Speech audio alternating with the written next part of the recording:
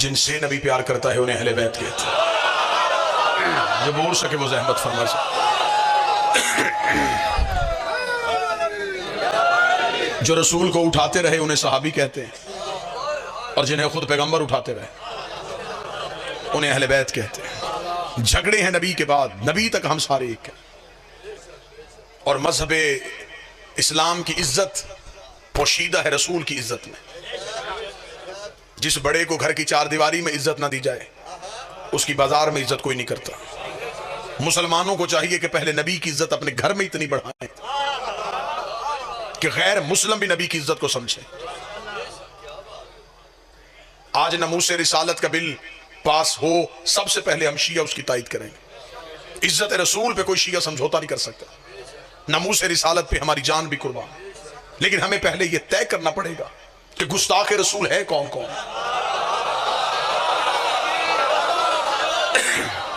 आपके पास गुस्ताख रसूल का म्यार क्या है? शिया मजहब से पूछो तो मैं मिंबर से पढ़ता हूं। जो नबी को 40 साल के बाद नबी समझे वो भी नबी की तौहीन करता है। जो रसूल को दाई का दूध पिलाए वो भी रसूल की तौहीन करता है। जो नबी को जबरील का शागिर्द समझे वो भी नबी की तौहीन करता है। हर गुस्ताख रसूल को सजा होनी चाहिए, चाहे वो घर का हो चाहे वो बाहर का हो। इज्जत रिसालत पे कोई समझौता नहीं। हमारे अकीदे के मुताबिक नबी पहले दिन से नबी थे।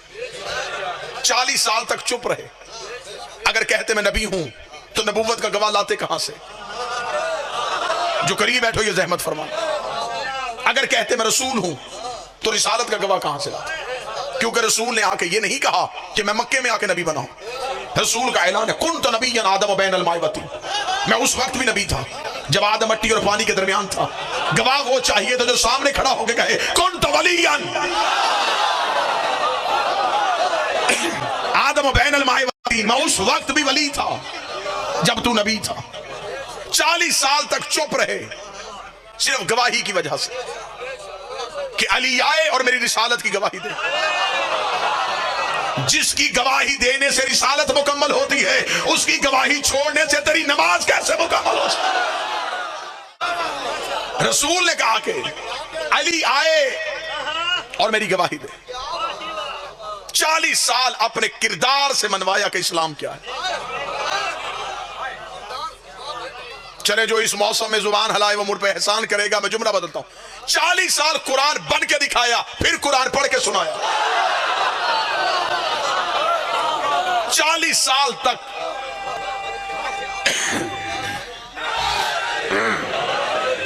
अपने किरदार से इस्लाम को मनवाया कि अरब के वो जाहिल जो बाप को बाप नहीं कहते थे, हमारे नबी को सादिक भी कहते थे, अमीन भी कहते थे। रसूल ने कहा कुरैश वालों अगर मैं कहूं इस पहाड़ के पीछे लश्कर है तो मानोगे? उन्होंने कहा कैसे ना माने, कह जो तू रहा है। रसूल ने कहा अगर जाओ तो लश्कर ना मिले फिर तुम्हारा अकीदा मेरे बारे में क्या है? उन्होंने कहा अब्दुल्ला का बेटा हम तेरा कलमा नहीं पढ़ते, लेकिन अगर पहाड़ के पीछे लश्कर ना हुआ तो हमारा अकीदा ये होगा हमारी आंखें अंधी हो गई, तू सच्चा। शिया मज़हब में अगर अकीदा रिसालत सुनना हो तो हम नबी को 40 साल के बाद नबी नहीं समझते। हम नबी को पहले दिन से नबी समझते। ये कोई एहतराम रिसालत नहीं है। नबी 40 साल के बाद नबी बने, बकरियां चराया करते थे, दाई दूध पिला के चली गई थी। दाई ने दूध क्यों पिलाया? वो कहते इसलिए कि अमीरों के बच्चे अमीरों की दाइयां ले गई थी। दरूद सारे हजरात मिलकर बुलंद आवाज से पढ़िएगा।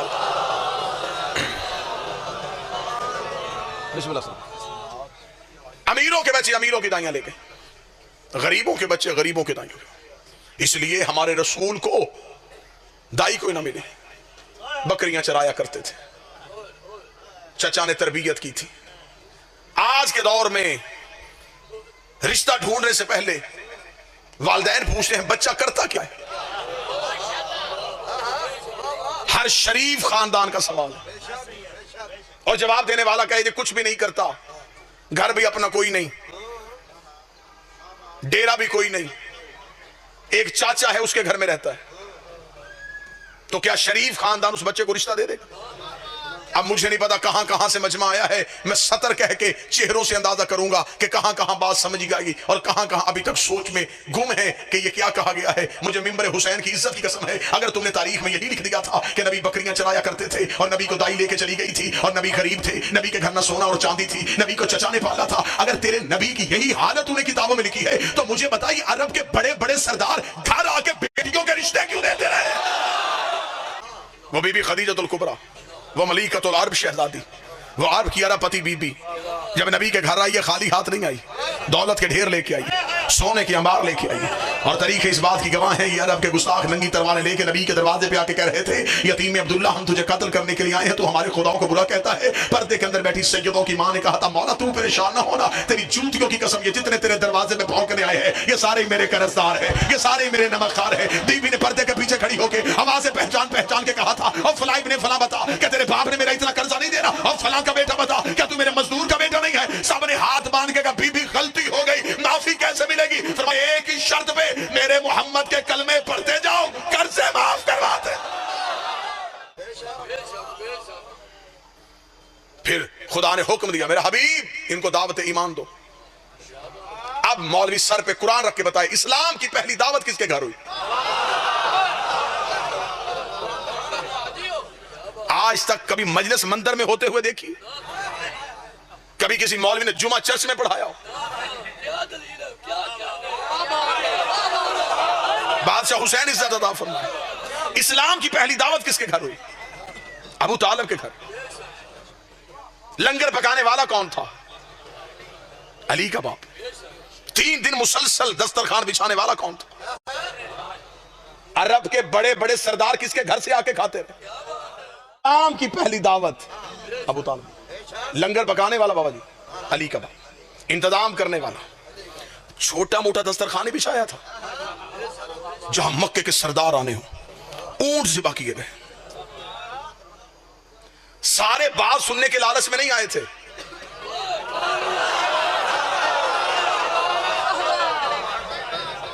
किसी की लंगर भी मजबूरी था। अरब में इतना अच्छा खाना इन्हीं के दस्तरखान से मिलता, लोगों का रश दस्तरखान बिछा। पहले दिन मजलिस नहीं हुई, सिर्फ लंगर।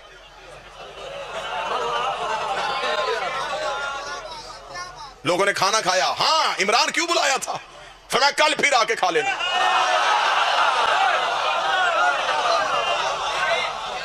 अगले दिन गए, फिर वैसा ही दस्तरखान। क्या करवाना चाहता है? अबू तालिब चाहते थे कि नमक रगों में बस जाए। नमक हरामी करते हुए थोड़ा सोचे तो सही। 2 दिन सिर्फ लंगर, मजलिस कोई नहीं। दूसरे दिन भी अच्छा खासा खा के चले गए। अरब के लोग चखते नहीं थे, उड़ाते थे। उनकी खुराक पढ़ी जाए तो अकलें हैरान हो जाए।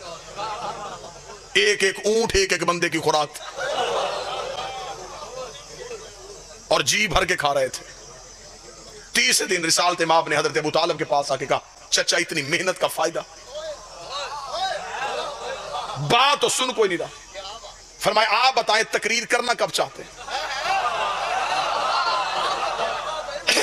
रिसालत इमाम ने तीसरे दिन कहा, मैं चाहता हूं कि आज तकरीर हो। इसे कहते हैं अबू तालिब। मुस्कुरा के अली के बाप ने कहा, फिर आज कोई नहीं जाएगा। फिर आज इनमें से कोई नहीं उठे। दस्तरखान का एहतमाम।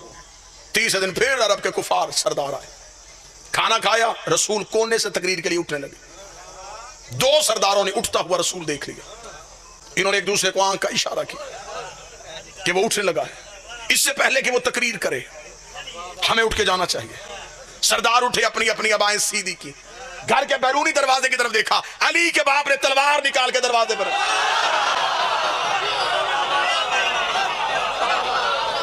मैं मक्का का माहौल पढ़ रहा हूं, तलवार निकाली, तलवार की नोक अपने घर के बैरूनी दरवाजे पर रखी। कुफार ने देखा, अबू तालिब ये क्या? फरमाया खामोश, बैठ जाओ। एक हाथ एक सरदार के कंधे, दूसरा हाथ दूसरे, उसको चुप। पूरी महफिल में सन्नाटा तारी हो गया, दिलों की धड़कनें ने कानों में सुनाई देनी शुरू हो गई। मक्के के सरदार चुप हो गए। अली का बाप जलाल में था। रसूल की तरफ निगाह गई, फिर चेहरे पे कोई गुस्सा नहीं, मुस्कुरा के कौम या सैयदी व या मौलाया, और सैयदी मुर्शदी कहने वालों, आओ तुम्हें बताऊं, सबसे पहले सैयदी का लफ्ज़ किसने कहा था? फरमाया कौम या सैयदी व या मौलाया, उठ मेरा सैयद, उठ मेरा मौला, फतकल्लम मिम्मा तुहिब्बून, और कह दे वो जो तू चाहता है, वबल्लिग रिसालत मिन रब्बिक, और पहुंचा वो रिसालत जो तेरे रब ने तुझ पे नाज़िल किया है। अबू तालिब का जुमला कहना था, खुदाई झूम गई। खुदा ने कहा, अबू तालिब तूने तो पहले भी बड़े एहसान किए थे, एक एहसान तूने और कर दिया है, तूने 40 काफिरों में मेरे मोहम्मद को मौला कहा है, मैं 1.25 लाख हाजियों में तेरे अली को मौला कह।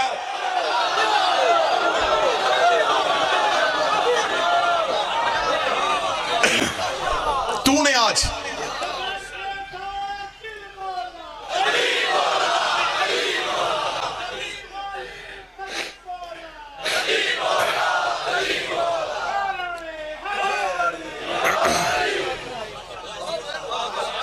बल्लग, हजरत अबू तालिब ने लफ्ज इस्तेमाल किया बल्लग। खुदा ने कहा यही लफ्ज मैं वापस दोहराऊंगा।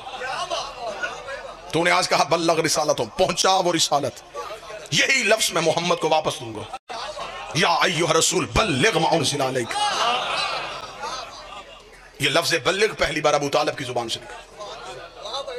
40 काफिर खामोश होकर बैठ गए। अब रसूल तकरीर के लिए उठे। अभी कोई मुसलमान नहीं है। ये जो मैं वक्त पढ़ रहा हूं ये सोच के सुनिएगा, अभी किसी का बाप भी मुसलमान नहीं।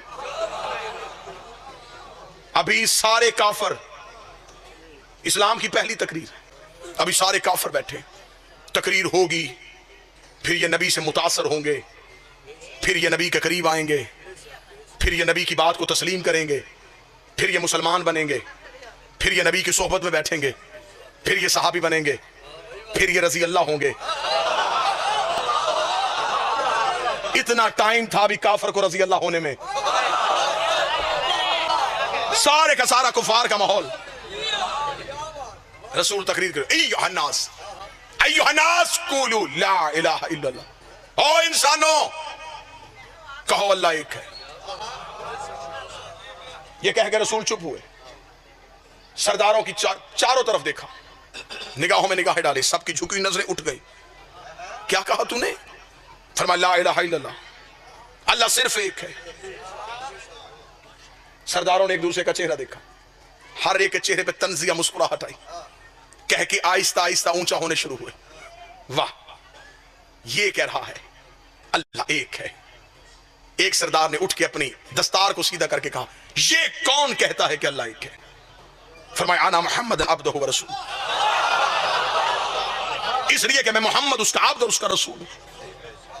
इतना कहना था, कफार कहने लगे अच्छा तो अब्दुल्ला का बेटा नबी बन गया, तू नबी है? ये कौन बताएगा कि तू नबी है? या पीछे से 13 साल का अली पंजों पे खड़ा हुआ, आवाज आई अशहदु अल्ला इलाहा इल्लल्लाह,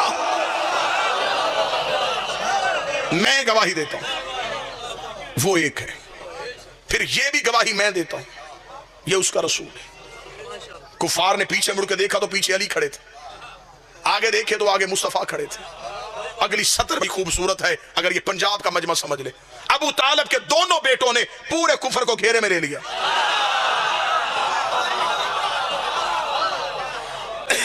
आगे देखे तो मोहम्मद रसूलुल्लाह, पीछे देखे तो अली वलीउल्लाह, दरवाजे पे देखे तो इमरान तलवार लेके खड़े। रसूल ने कहा मैं कहता हूं जो आज मेरी बात को तस्लीम करेगा, मेरी साथ मेरी गवाही देगा, मेरी मदद का वादा करेगा, वो मेरा जानशीन भी होगा। वह वसी व खलीफाती मिन बादी, मेरा वसी भी होगा, मेरा खलीफा भी होगा। सब चुप। 3 दफा अली उठे, मैं गवाही देता हूं अल्लाह एक है, मैं गवाही देता हूं तू उसका रसूल है। 3 बार जब अली उठे, रसूल ने कहा अगर तूने 3 बार मेरी गवाही दी फिर मैं भी गवाही देता हूं तू उसका वली है, मेरा वसी है, मेरे बाद मेरा जानशीन है, मेरे बाद मेरा खलीफा है। 90 करोड़ मुसलमान पूरी दुनिया में कलमा पढ़ते ला इलाहा इल्लल्लाह मुहम्मद रसूलुल्लाह। ये कलमा पढ़ना अली की सुन्नत है, और अली वलीउल्लाह पढ़ना नबी की सुन्नत। एक मोड़ ये पहला इस्लाम का जिसमें सबसे पहले अबू तालिब के बेटे ने उठ के खड़े होकर गवाही दी। ये पहली गवाही थी जो इस्लाम में दी गई। इसी गवाही की लाज रखते रखते बेटे करबला में आ गए।